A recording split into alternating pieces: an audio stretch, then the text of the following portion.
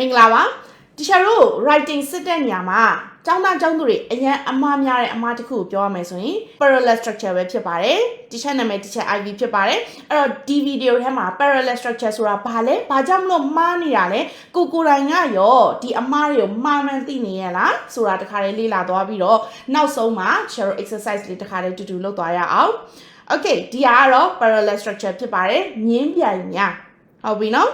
အဲ့တခြားတို့ဒီမြင်းပြိုင်တွေကိုတခြားတို့ဂရုစိုက်ရမယ့် rule 5ခုရှိပါတယ် rule number 1 verbs တွေဒီ parallel ဖြစ်ရပါလိမ့်မယ်ပြောမယ်ဆိုရင်တခြားတို့စာကြောင်းတစ်ကြောင်းမှာကိုအသုံးပြုတဲ့ verb ရဲ့ form นี้တတ်မှတ်ချက်ဖြစ်ရပါလိမ့်မယ်ဒါကိုတခြားတို့ parallel structures လို့ခေါ်ပါတယ်အဲ့ example ကြည့်အောင် she wants to go to Singapore and studying at the Singapore Polytechnic အဲ့တော့ဒီအားဆိုရင်မှားပါတယ်။ဘာကြောင့်မလို့မှားတာလဲဆိုတော့တခြားတို့ပထမဦးဆုံးအရှိစာကြောင်းမှာပါတဲ့ want ဆိုတဲ့ verb ကလေးကတော့တခြားတို့ဒီ verb ဖြစ်ပြီးတော့အနောက်က studying ဆိုတဲ့နေရာဒီ gerund noun ဖြစ်နေပါတယ်။အဲ့တော့သူဒီ verb မဟုတ်ပါဘူး။ဒါကြောင့်မလို့တခြားတို့ဒါကိုပြန်ပြီးတော့ပြင်ပြီးရေးပါမယ်။ She wants to go to Singapore and study at the Singapore Polytechnic ဒါဆိုရင်တော့တခြားတို့ဒီစာကြောင်းထဲမှာပါတဲ့ verb ဒီ wants ရဲ့ပြီးရင်တခြားတို့ study ရဲ့ဆိုတာကိုတတ်မှတ်တယ်ဖြစ်သွားပြီဒါကို parallel ဖြစ်တယ်လို့ခေါ်ပါတယ်အဲ့တော့နံပါတ်1ကိုယ့်ရဲ့စာကြောင်းထဲမှာကိုသုံးတဲ့ adverb တွေရောတပုံစံနဲ့ဖြစ်နေရလားဆိုတာကြည့်လိုက်အောင်အဲ့တော့ဒီ example sentence လေးကိုကြည့်ပါမယ်Henry ensured that he gave his speech confidently, effectively and persuasive ဒီထဲမှာပါတဲ့ကျတော့ adverbs တွေဖြစ်တဲ့ confidently effectively ဒီဟာဒီ adverb ဖြစ်ပြီးတော့အနောက်ကမှ persuasive ဆိုပြီးတော့ဖြစ်နေတယ်အဲ့တော့တခြားတို့ဒီသူ့ရဲ့ပုံစံမမှန်ပါဘူး persuasive က adjective ဖြစ်နေတဲ့အတွက်ကြောင့်မလို့တခြားတို့ဒီနေရာမှာပြန်ပြင်ပြီးတော့ရေးရအောင် Henry ensured that he gave his speech confidently effectively and persuasively ဒါဆိုရင်တော့တခြားတို့မှန်သွားပါပြီအဲ့တော့ကိုသုံးတဲ့ adverbs တွေဒီ parallel ဖြစ်ရလားဆိုတာကိုစစ်ပါနံပါတ်3ဆက်ရမှာဒီ adjective တွေဖြစ်ပါတယ်ဒီမှာကြည့်အောင် the rooms of the building were comfortable airy and they were not dirty ကြည့်လိုက်မယ်ဆိုရင်တော့ဒီစာကြောင်းကမှန်နေတယ်လို့ထင်ရပါတယ်ဒါပေမဲ့မှားပါတယ်ဘာကြောင့်မလို့လဲဆိုတော့ဒီမှာတခြားတို့စာကြောင်းပထမအဆုံးမှာ comfortable and airy က adjective ဖြစ်ပြီးတော့ they were not dirty က verb ပါတယ်အဲ့တော့ parallel structure အရာဒီနေရာမှာမှားနေပါတယ်တတ်မှတ်တဲ့ပုံစံမတူပါဘူးအဲ့တော့ teacher တို့ဒီဘယ်လိုမျိုးရေးမလဲ the room was comfortable airy and clean ဆိုပြီးတော့အကုန်လုံးကို teacher တို့ adjective အနေနဲ့ပြင်ရပါလိမ့်မယ်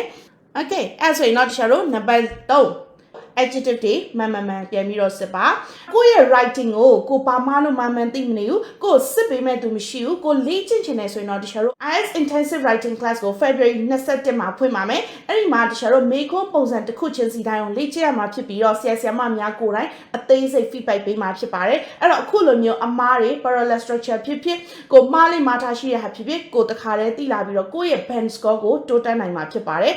ဒီ class လေးက limited C ဖြစ်တဲ့အတွက်ကြောင့်မလို့ကိုယ့်အနေနဲ့ writing ကိုတိုးတက်ချင်နေဆိုရင်တော့အထားလို့ရပါတယ် Okay အဲ့တော့ number 4ကိုကြည့်ရအောင်တခြားတို့ infinitive phrases တွေကရော parallel ဖြစ်ရလားဆိုတာကိုကြည့်ရပါလိမ့်မယ် Example I'm having a dilemma whether to take a taxi or riding my bicycle to work အဲ့တော့ to take a taxi ရဲ့ riding my bicycle to work ရဲ့အဲ့ဒီနှစ်ခုရဲ့ပုံစံကမတူဘူးပထမဆုံး sentence မှာကျတော့ infinitive phrase to take နဲ့တွဲထားပြီးတော့အနောက်ကကျ gerund phrase verb ing နဲ့တွဲပြီးသုံးထားတာဖြစ်တဲ့ကြောင့်ဒီနေရာဒီအရှိနဲ့အနောက်နဲ့တူမနေဘူးအဲ့တော့တခြားတို့ဒါကိုပြင်ရမယ်ဆိုရင် I'm having a dilemma whether to take a taxi or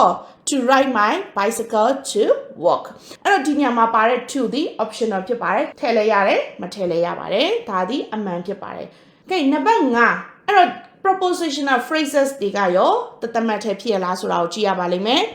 He climbed the rock up the building and onto the roof ဒီဟာဆိုရင်ဒီတော့ parallel မဖြစ်ပါဘူးဘာကြောင့်မလို့လဲဆို the rock ရဲ့အရှိမ preposition မပါလို့ပါအနောက်မှာဆိုရင် up the building up the preposition onto the roof the preposition အဲ့တော့ဒီချာတို့ဒီလိုမျိုးစာကြောင်းဆိုရင်ဘယ်လိုမျိုးမှန်အောင်ပြင်မလဲဆိုတော့ he climbed over the rock up the building and onto the roof အဲ့လိုမှာပဲမှန်ပါလိမ့်မယ်အဲ့တော့ prepositional phrases တွေလည်း parallel ဖြစ်လားဆိုတာကိုအမြဲတမ်းစစ်နေပါအဲ့တော့ကိုယ့်ရဲ့ writing မှာဒီအချက်5ချက်နဲ့ပြန်ပြီးတော့အမြဲတမ်းတိုက်ပါနံပါတ်1 verb တွေဒီပုံစံတူရလားနံပါတ်2 adverbs နံပါတ်3 adjective နံပါတ်4 infinitive phrases ရဲ့နံပါတ်5ကတော့ prepositional phrases တွေဖြစ်ပါတယ် ဒါဆိုရင်ကျွန်တော် writing မှာဘာကြောင့်လို့ကိုကအမှတ်မရပဲနေရလဲဒီအမှားတွေကိုကိုကမှားလို့မှားမှန်းရောသိနေရလားဆိုတော့ question mark တွေ confusion တွေကိုဒီ video ကဖြေရှင်းပေးနိုင်မယ်လို့မျှော်လင့်ပါတယ်အဲ့တော့တခါတည်း exercise လေးတွေလုပ်သွားကြည့်ရအောင်Okay တခါတည်းလုပ်ကြည့်လိုက်ရအောင်ဒီမှာစာကြောင်းလေး3ခုချထားပေးပါတယ်အမှားပါပါတယ်အဲ့ဒါဘာကြောင့်မလို့မှားတာလဲဘယ်နေရာမှားတာလဲဆိုတာကိုတခါတည်းရှာတော့ပါဒီ video အောက်မှာ comment ရေးခဲ့ပါတခြားတို့ team ကပြန်ပြီးတော့အဖြေမှန်ကိုတိုက်ပေးမှာဖြစ်ပါတယ်အားလုံးပဲဒီ video ကနေပြီးတော့အကျိုးရရှိသွားတယ်ကိုယ့်ရဲ့ band score ကိုတိုးတက်နိုင်ဖို့နည်းလမ်းတွေသိသွားတယ်ဆိုရင် save လုပ်ထားပါကိုယ်တငယ်ချင်းတွေဝင်များပေးပါတခြားတို့နောက် video တွေမှာထပ်ပြီးတော့ဆုံပါမယ် Have a great day everyone see ya